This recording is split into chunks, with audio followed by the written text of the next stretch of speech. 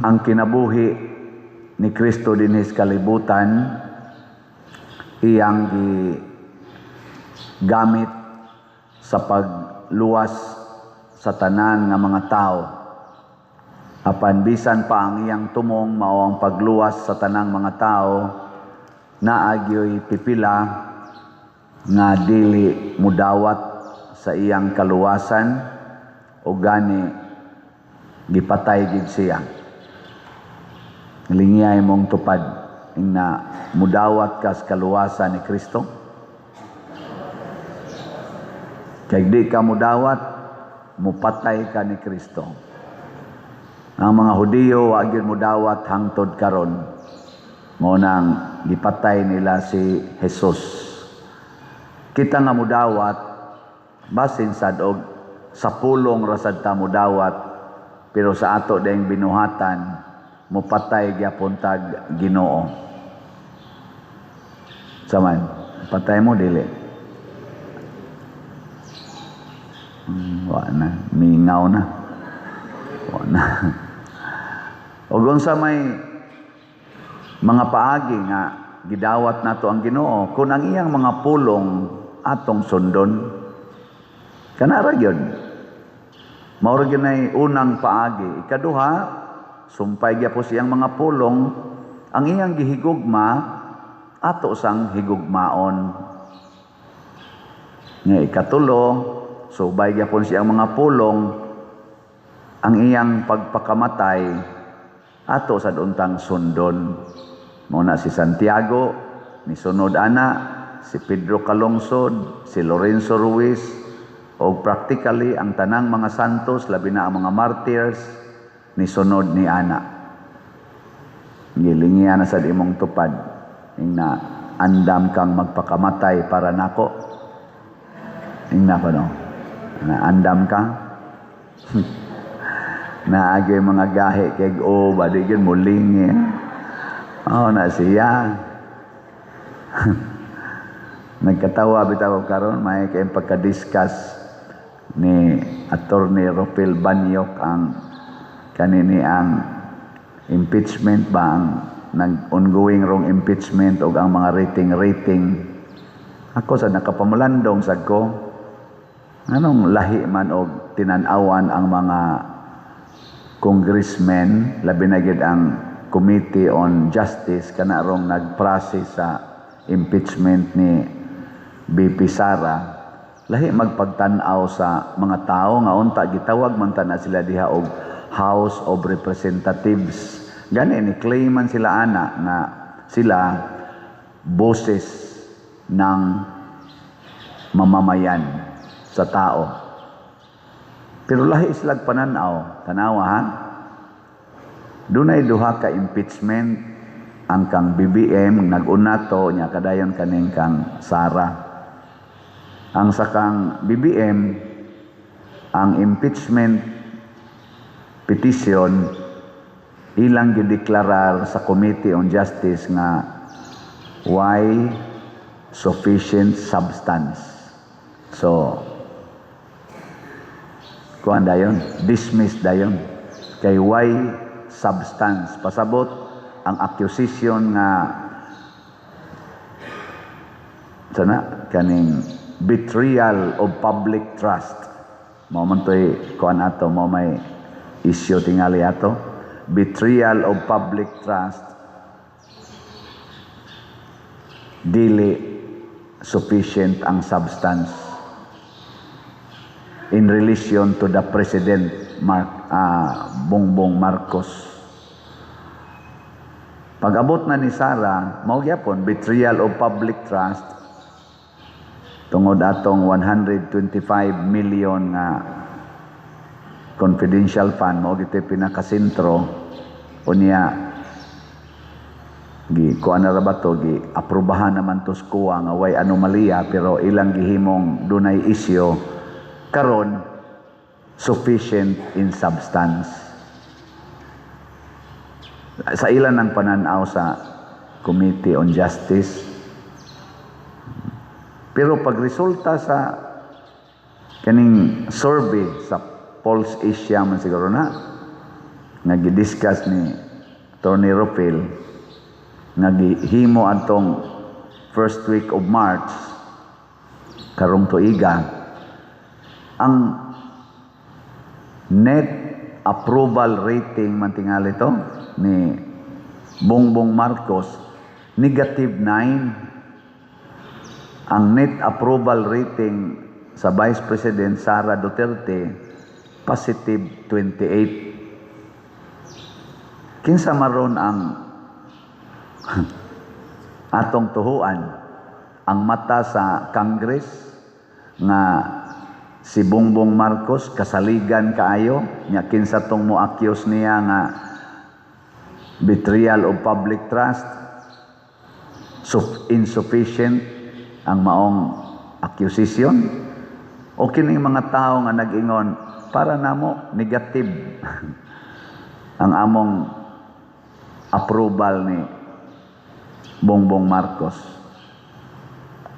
So kining panaglahi ang representatives lahig pananaw, ang girepresentahan lahig pananaw, murag in between na ay question mark. Sila man untay representative sa mga distrito sa tibuok kalibot Pilipinas, nganong lahi magpananaw ang mga tao na sila man untay nagrepresent. Ang pasabot para nako, di sila kamaong maminaw sa Ginoo, kay ang Ginoo mga igsoon kanunay gid ng favor sa katawhan, dili sa individual authority. Kani manggong authority kasagaran magpakaginoo, sama anang executive, legislative, judiciary nato nga mga branches, mga authority naman na sila. Magpakaginoo na sila, doon na sila pa prone sila nga matintal nga magpakaginoo. Nya kay magpakaginoo naman sila, ang ilang gipaminaw ang ila ng kaugalingong gusto. Ana. Munang di kay ta makasalig nila. Para nako, ari kita mosalig sa voice of the people. Kay government emanates from the people. Dili emanates from the elected officials of the government. They are simply servants of the government.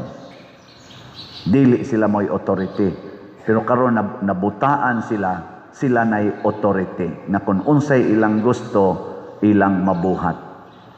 Munang si Kristo ming correction sa mga Jewish leaders nga dili na maong inyo. Nganong kamo naman hinuoy masunod? Nganong kamo na may magbuot? Di na maminaw sa Ginoo. Mao na ningos Kristo ang amahan nagbuhat hangtod karon pinaagi sa anak, pasabot ako'y sundan ninyo kay ang akong mga hukom pabor gyud para sa mga tao. Kay pinangga manggug kayo sa Ginoo ang mga tao. Lingi ay mong tupad, ina, pinangga ka sa Ginoo. Lingi aba. Nya kung ikaw karon naa kay kalagutan, naa kay gustong silutan sa imong isig katao against nakas Ginoo. Kung tan-aw nako karon sa atong Congress, labi na sa Committee on Justice, murag gusto lang gyud nilang silutan ang mga Duterte. Labi na gyud ang Vice President. Gusto lang gyud nilang silutan, di na sila maminaw nga ang katawhan, majority sa mga Pilipinos, dili gustong silutan ang Vice Presidente. Gani, nagsinggit karon ang mga katawhan, pinaagi anang rating nga nigawas, kanang approval, net approval rating, naghisgot ang katawhan na check up ka ng presidente, anong di na mamiganahan mo salig niya. Check up ka na mo, check up ayaw rin di ang nisalig pamigmayo. Nya sa actual gid nga tali, ako nakitaan dito, kay kuan man na kanang net approval rating minus disapproval rating. Ang kang Sara, murag 55 man tingil itong iyang approval rating, Unya ang iyang disapproval rating 27. So 55 minus 27 mo resultag positive 28. Ang kang Bongbong Marcos alam tong iya, ang approval 36, ang disapproval 45. Mauna nga pag minus negative 9. Nya sa Luzon, NCR, Visayas ug Mindanao gitabulit man sadto sa Pulse Asia, gipakita sa ni Attorney Rufil, lingaw kog tan-aw sa Luzon kanang adto padung sa Northern kato ba Luzon ba way labot ang NCR. Ang NCR kana man ang Manila, Makati, Caloocan, Quezon City, mao man ay nagkumpo sa NCR. Sa Luzon daog si positive ang rating ni Marcos. Negative ang kang Sara sa Luzon. Pero NCR hangtod nga ris Mindanao pulos negatives Marcos. Pulos siya ubos. Si Sara maoy naglabaw. Labi nagis Visayas. Ang approval rating ni Marcos kay kuan ra 17 man siguro to. Unya ang kang Sara kay murag 70 kapin or 87 ba to. Nya sa Mindanao 10 na lang ang approval ni Marcos, unya ang kang Sara kay 97. So pasabot kung mutan-aw ani ang ato mga representatives, ang taga Luzon ra maoy nisalig sa atong presidente ug wa mo salig sa vice presidente. Ang NCR, Visayas, Mindanao nisalig sa vice presidente, wa mo salig kaayo sa presidente. Nya nganong karon ila mang ingnon nga ang sufficient ra gyud og substance sa petition sa impeachment, ang angay i-impeach, ang angay taktakon sa Pilipinas mao ang vice presidente nga positive man kaayo ang mga tao. Unya ang ato hinoong presidente nga negative ang resulta sa mga tao, mao naman hinooy gitawag og why sufficient substance. Well, nagkabangi.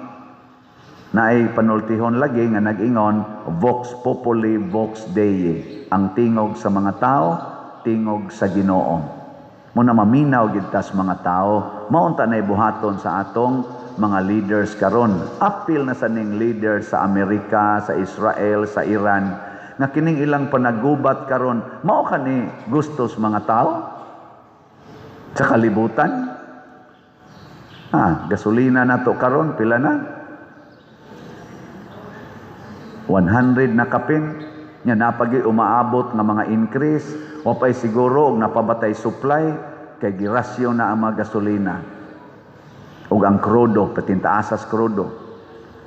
Unya kini ra bang nga commodity kaning fuel mao na gini mo increase nunot ginatanan. Unya ang sweldo wa mo increase. Ako musulti ko ron ninyo na problema ta sa atong pabahay.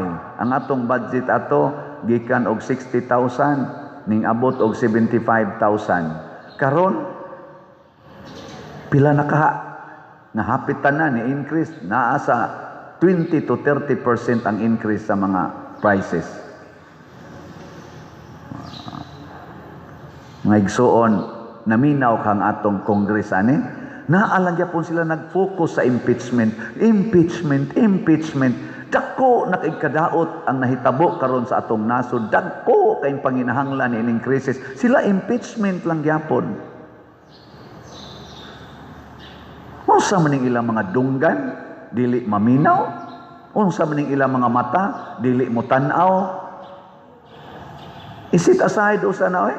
Nya ang ila ra bang i-impeach ang dunay positive rating sa mga tao. Ang dili nila i-impeach ang kadtong dunay negative rating. Ni samot na gyud nga murag wa na gyud mag-igo bang nagmahal pa baka ni sila sa atong nasod.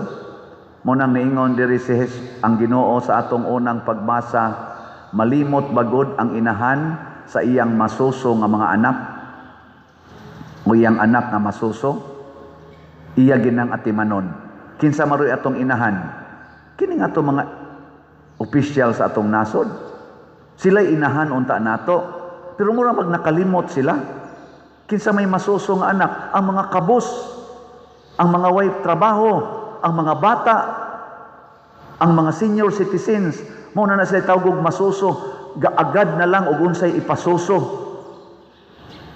Ila ba nang ipaminaw karon? Wa. Pero ang Ginoo na minaw. Kay matod pas Ginoo, ang inahan posibleng malimot sa iyang anak. Pero ako di ko malimot ninyo. Doon nagi umaabot nga silot kining ato mga leaders nga wa magpakabana sa panginahanglan sa nanginahanglang tinuod nga katawhan. Silutan gid sila kay matod pa diri sa atong ebanghelyo, inig kamatay na nato, mabanhaw ta. Kitang tanan banhawon. Pero matod pa diri sa to, kadtong maayog binuhatan, mabanhaw. Nani sa Gospel of John chapter 5. Kadtong maayog binuhatan, mabanhaw ug mabuhi. Ug kadtong daotag binuhatan, mabanhaw apan silutan. May lingian sa di mong tupad. Ingna nipalit kag slat. Ingna nipalit ba kag slat? Ingna nipalit kag slat, maayo kag binuhatan. So kung mamatay ka karon ug madayon kining grabe ning gubat karon, maigo tas missile din mga matay ta, ayaw ka balaka kay inig kabanhaw nimo nya nipalit kag slat karon, buhi ka. Pero guwa ka nipalit karon kay gadinaw ka.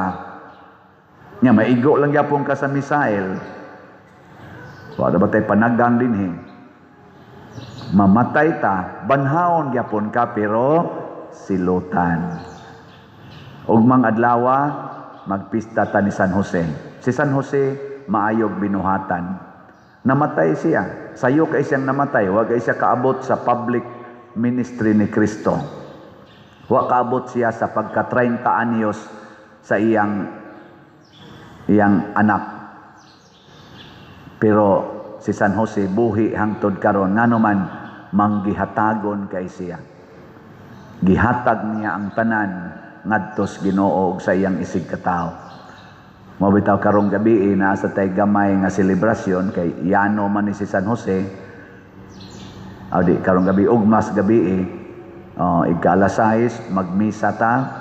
I hope manambong ta labi na ang mga chapels pagpadala mo og inyong mga representatives unya na tay gamay prosesyon mga usahon tingin na kauras or less than 1 hour niya human natay panihapon diha sa garden ni San Jose magdatag mga pagkaon ako mong dasigon para atong ipaambit diha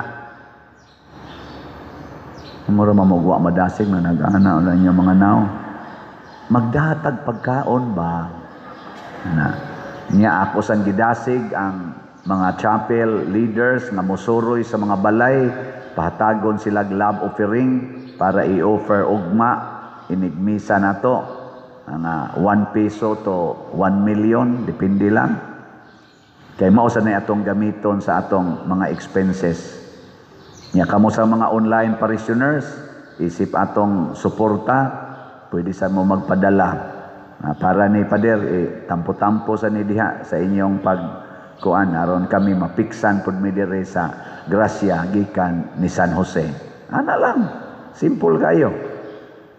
Ang pagkamanggihatagon, ang pagkamaluluyon maunay makapahimo natong mga buutang tao sa matas Ginoo.